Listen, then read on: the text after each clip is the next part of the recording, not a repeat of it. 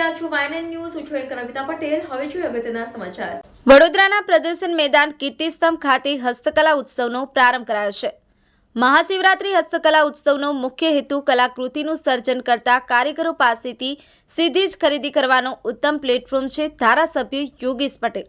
શહેરના કલાપ્રેમી પ્રજા માટે ઘર આંગણે સુવર્ણ અવસર આવ્યો છે. શહેરના પ્રદર્શન મેદાન કીર્તિસ્તંભ ખાતે આયોજિત મહાશિવરાત્રી હસ્તકલા ઉત્સવનું આજે માંજલપુર વિધાનસભાના ધારાસભ્ય યોગેશ પટેલ દ્વારા ઉદ્ઘાટન કરી અને શહેરીજનો માટે કલાકૃતિનું સર્જન કરતા કારીગરો પાસેથી સીધી જ ખરીદી કરવાના પ્લેટફોર્મને ખુલ્લું મૂક્યું છે.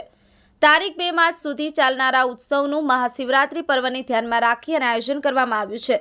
આ મહાશિવરાત્રી હસ્તકલા ઉત્સવમાં રાજ્યના વિવિધ વિસ્તારના હાથસાળ, હસ્તકલા, માટીકામ, ચર્મોદ્યોગ અને કુટીર ઉદ્યોગના 100 જેટલા કારીગરો તથા EDII હસ્તકલા સેતુ યોજનાના 50, ગુજરાત રાજ્ય ખાદી ગ્રામોદ્યોગના બોર્ડના 50, ગુજરાત રાજ્ય હાથસાળ અને હસ્તકલા વિકાસ નિગમ લિમિટેડના 50 જેટલા વ્યક્તિગત કારીગર સંસ્થાઓએ ભાગ લીધો હતો. મહાશિવરાત્રી હસ્તકલા ઉત્સવનો સમય સવારના 11 કલાકથી રાત્રિના 9 કલાક સુધીનો છે, જેમાં કારીગરો દ્વારા રાજ્યની ભાતીગળ હાથસાળ હસ્તકલાની વિવિધ ચીજવસ્તુઓ જેવી કે પટોળા, બાંધણી, ભરતકામ, વાંસકામ, અજરક, બ્લોક પ્રિન્ટ, ટાંગલિયા, માટીકામ, મોતીકામ, ચર્મકામ, પેચવર્ક, ઇમિટેશન જ્વેલરી, અકીકની વસ્તુઓ, વુડન વોલપીસ, માટીની ચીજવસ્તુઓ જેવી કે ફ્લાવર પોટ, માટીના ઘરેણાં, સંખેડા ફર્નિચર વગેરે સાથે બીજી ઘણી બધી ચીજવસ્તુઓ કારીગરો પાસેથી સીધી નિહાળી ખરીદી માટે પ્રદર્શન સહ વેચાણ કરવાનું આયોજન કરવામાં આવ્યું છે. કારીગરોને સીધું બજાર પૂરું પાડવાના ઉમદા આશયથી વડોદરા રસિક અને કલા પારખુ પ્રજાને આ મહાશિવરાત્રી હસ્તકલા ઉત્સવની મુલાકાત લઈ કારીગરોને પ્રોત્સાહિત કરવા અને કારીગરો પાસેથી ખરીદીની સુવર્ણ તક ઝડપી લેવા ધારાસભ્ય યોગેશભાઈ પટેલ દ્વારા અપીલ કરવામાં આવી છે. Bureau report Rahul Rajput, YNN news, Vadodara. 1 અને 2 માં દેશના વડાપ્રધાન અને તત્કાલીન મુખ્યમંત્રી ગુજરાતના નરેન્દ્રભાઈ મોદી જ્યારે ગુજરાતનું સુકાન સંભાળ્યું ત્યારે નાના માણસને એ કોઈ ઉદ્યોગ હોય, નાનો ઉદ્યોગ હોય, આ બધાને રોજીરોટી મળે, એમનો ધંધો વધારે વિકસે એવી હસ્તકલાની જે બી વસ્તુઓ હતી એને રાજ્યમાં તેમજ દેશમાં અલગ અલગ ઠેકાને આવા બેડા યોજીને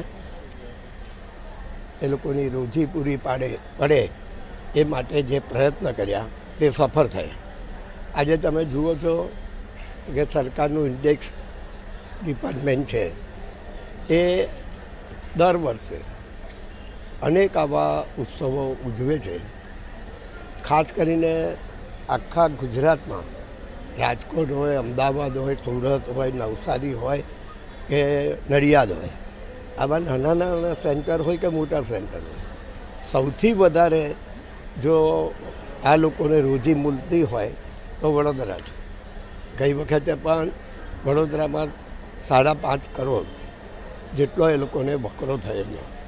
વડોદરામાં પણ શિવજી જ્યારે શિવજીની આપણે સવારી નીકળે છે, આ 26 તારીખે નીકળવાની છે, તે નિમિત્તે પણ આજે અહીં આગળ પ્રદર્શન મેદાન પર આ મેળો 175 જેટલા સ્ટોલો બનાવ્યા છે અને દેશમાંથી અનેક રાજ્ય, શ્રીનગર, આપણે કાશ્મીર હોય કે કર્ણાટક હોય કે બેંગ્લોર હોય, આવી અનેક અનેક જગ્યાએથી અહીં આગળ ખાસ કરીને અમદાવાદના, ગુજરાતના બધા સ્ટોલો લાગેલા છે ને અહીં એમને સારી એવી રકમ મળશે.